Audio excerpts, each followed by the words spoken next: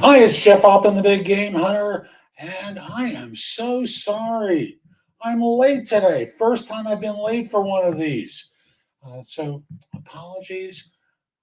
I spend time on Tuesdays and Fridays trying to help people with information about a job search, hiring more effectively, management, leadership, dealing with different workplace issues. And it's been a strange day, I will tell you that. Let's see now. We've got Facebook is not live. Uh, okay, it's not appearing on Facebook today because I was late. That I'll just simply say sorry. This is a weird day for me. Um, I spent time today, um, in different sessions, and the long and the short of it is, um, it's a complicated day.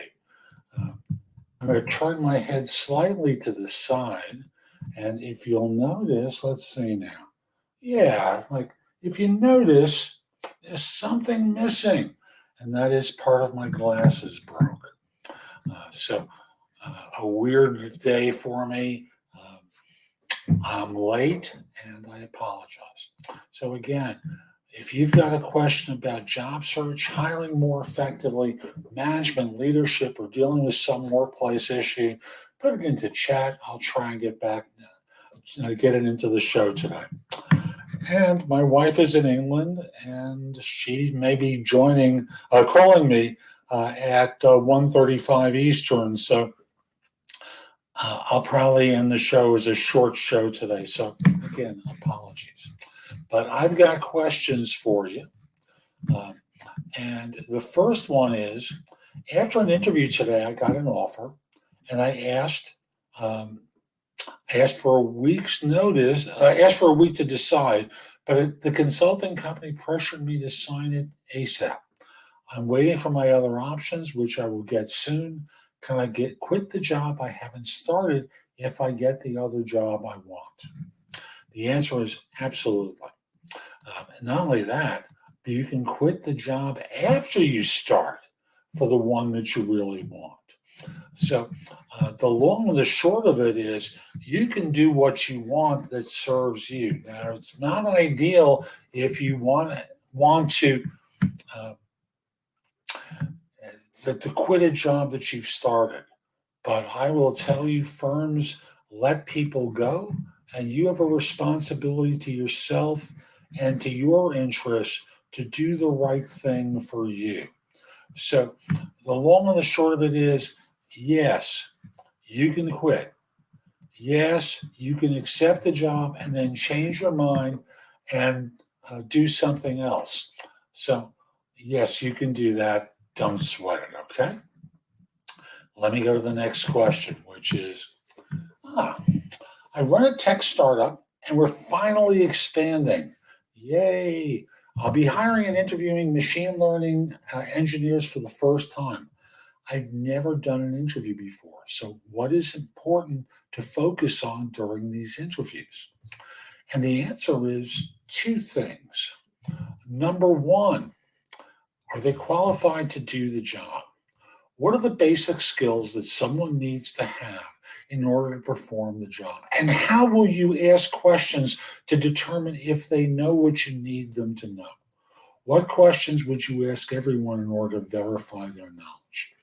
And then from there, the other thing is selling to them, making them want to join you. And by selling, I want to be clear, I don't mean lying.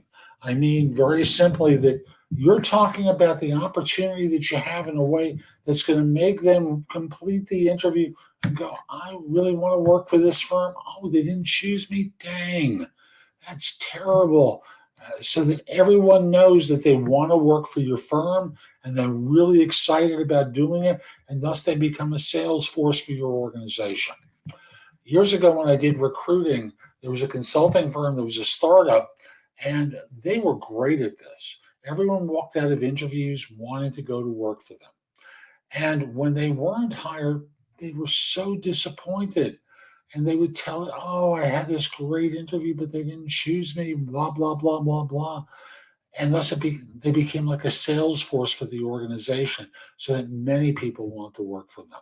So those are the two primary things. And the third one is connecting with the people that you're talking with. That's part of the selling process on the opportunity and on the firm. So sell to them, make them fall in love with your firm, because if you like them and they're not interested in joining, that's so disappointing. Do I just ignore interview offers from applying for a bunch of jobs when I already accepted another offer? So if I'm understanding this question correctly, this person's accepted an offer and uh, is getting contacted about other interviews. So the answer is I would not ignore them. I would give them the courtesy of letting them know that you've accepted another offer. And if you're not interested in what they have to propose, just be courteous. Let them know I'm already joining another firm, and move on. During second and last interviews for a job, the person said they'll reach out to my references and hear from them afterwards. She kept talking in ifs, like if we were to move forward, etc. I don't know what to think or expect. Is it bad? The answer is it's not bad. They're just telling you what will happen if they are interested. They are not committing to being interested or committing to you becoming an employee of the organization. And I've got two things in chat I'll come to next. I'll simply say that from your vantage point, there's nothing there to hang your hat on, good or bad. What you have is someone who's telling you what their process is. And really, that's it. Yeah, Donna's written, what would you make of one of a company's core values, lean into discomfort? What would you ask about on that interview? I think that's a great question, Donna. Let me give you my take on it. And my take would be, does there tend to be a lot of discomfort in the work? Like, what form can discomfort take? Difficult work? Difficult hours? I don't know what to make of that. Could you be a little bit clearer about what that core value means to you and to others here? So, lean into is just one of those terms that Sheryl Sandberg made popular. And it just basically means instead of turning and running away, you're going to stick with it. But in terms of core values, you just want to get clarity about what that means. Lean into discomfort could basically mean we're going to work you to the bone. I don't know. And obviously you don't either. So just very simply ask them about that core value by saying, I keep zeroing in on lean into discomfort. I interpret that as this could be really, really difficult work. And they could also mean I'm going to be here all day and night and going to work 90 hours a week. And I don't know which way it is to make, what to make of it. Could you give me a sense of what it means to you and how it gets applied here? And that could help you. So Donna, I hope that was helpful. This is continuing the question about what you would ask the the person that you're interviewing. Focus on whether they're a good thinker. How will they solve a problem they've never dealt with before? Great advice. So I'm not sure who LinkedIn user is, but that's great advice for anyone who's interviewing. But I start off with core skills. And for someone who's new to interviewing, I try to keep it at basic levels. Can they do the job? Can I connect with them? Can I say things that are going to make them want to join? So that this way, if I decide to hire them, I can actually get them. And in terms of a good thinker, I'm going to come back to posting that on the screen. I'm going to ask someone to decide how that being a good thinker, that problem solving, especially since this is going to be new work in an organization, how they can evaluate for that in the course of an interview. Again, great recommendation. Thank you for offering it. I appreciate the support. I'm sure that particular person does as well. Why do people who have retired tend to pick up a part-time job? Well, there are two basic reasons. The first one is they're bored. They want something to do. They're used to working, most people are used to working a full-time schedule for many, many years. And now they're sitting home and they don't know what to do with themselves. So it gives them some meaning to their day. So they're not just sitting home doing nothing or watching TV or being online and getting angry. So that's number one. Number two is they can make some more money. If you're this is the United States, this answer. If you're collecting Social Security and you're in the middle tier, which I believe is age 67, you can earn as much as you want on top of your Social Security. At the original tier, at the first tier, which I think is 62, you can't do that. So what they want to do is earn supplemental income. And between those two, that really covers it for most people. What does it mean when your online job application says, in consideration? Excuse me. Boy, I'm a mess today. Very simply, it means they have your application. They haven't decided favorably or unfavorably. It's still being considered. No choice has been made to interview you or not. That's it. You're still being considered.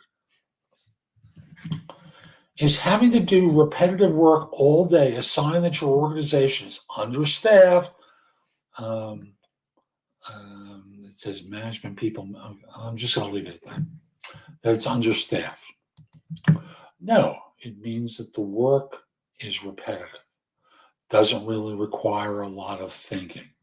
Thus, repetitive work means doing the same tasks over and over again. It's kind of like being in a factory on the assembly line, and you're the person who has to manually place the bolt in. No factory would operate this way, but you have to put the bolt in so that a machine could come down and wallop it. It's repetitive, right? It's the same thing every day, every minute of every day. So it doesn't mean that they're understaffed. It's basically the job is dull and boring. It's really that simple. So an interviewer asked me for work samples to see if I have enough experience for the role. She later asked if I can do a mock-up project for the company using their info as well. Am I still likely to land a job or should I look elsewhere? I would look elsewhere, but not for the reason that you think. They're asking for free consulting work. You've already demonstrated your ability to do the work with the original answer to their request, that you provide them with work samples.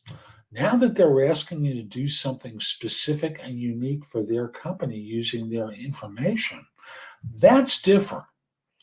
That's more like working for them. And it's what's nicknamed often as free consulting. In the course of evaluating you for a position, they're asking you to do work that benefits them. And they may have no interest in hiring you, but getting you to do this work for them. So I wouldn't do it. I would politely tease them and go, what are you trying to do? Get me to do free consulting for you with a big smile on your face and start laughing? Oh, I've had firms try to do this with me in the past. Respectfully, I'm not going to do that. I'm sure there's someone in your organization who can. So I'd rather spend some time with my husband, wife, partner, my kids, the dog, the cat, And I'd love to come to work for you, but I'm not going to do free work for you. And I would push it off in that way so that as a result, they get pretty quickly that you're not a dope. Because the people who do the free consulting work for an organization, you're not going to get hired. All they're trying to do is to get free work out of you that benefits them. If an employee quits their job and wants to come back, do we have to take them back? No, you don't have to take them back. You may have replaced them already, and thus they've decided to leave. They want to return to their job. Sorry, we've already had someone doing that work. Now, if they quit and they've regretted the decision but haven't gone, well, you have a choice to make. You don't have to take them back. You can politely say, we've made other plans already. And sorry, you've resigned your position. And we wish you well. But we've already made plans to replace you.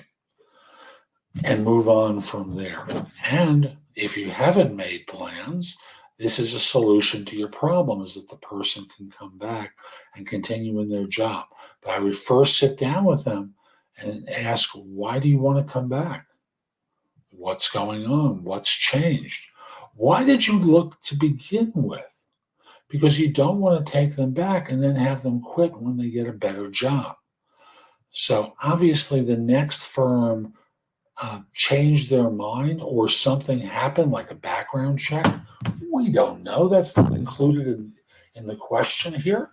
But it's certainly possible that that occurred, and thus you're in a situation where, well, you're going to be kind to them, and then they're gone anyway. So, no, you don't have to take them back. Next question is, are companies replacing senior employees with junior staff since the stock market started falling? No, because junior people cannot do the same work as a senior person. So, as a blanket question as to whether or not they're taking on junior people to replace the seniors, no, I don't believe so. I see no evidence of that. If you think that's a smart move to take people on who may not be qualified to do the job, okay, that's fine, but I don't see it that way. I see that most organizations have a decision as to whether or not they're going to replace someone who chooses to leave. And then from there, I think many of them will try and get their existing staff to do more work to cover for the losses. So not replacing seniors with juniors, but pushing their people to do more work. I know I'm late today, but I'm just going to have the time to do this one last question. And that is, what are the chances of getting hired after a second interview? Well, let me start by saying, I don't know your definition of a second interview. It could be the one after the screener. It could be you've met the screener and the first person you're meeting is the hiring manager, and now you're meeting the department. Or you met the screener and you're not counting that again, and now you're meeting the department and now the hiring manager. There's no way to answer the question because we don't know what's already transpired up until this point. Who's evaluated you, what you're considering a second interview? If it's the screener and now your first interview, you got a lot more to go. So always, whenever you meet someone in an organization, make them fall in love with you. Because if they don't, you're not going to get hired. Anyone can say no to you, and that's just the fact of it.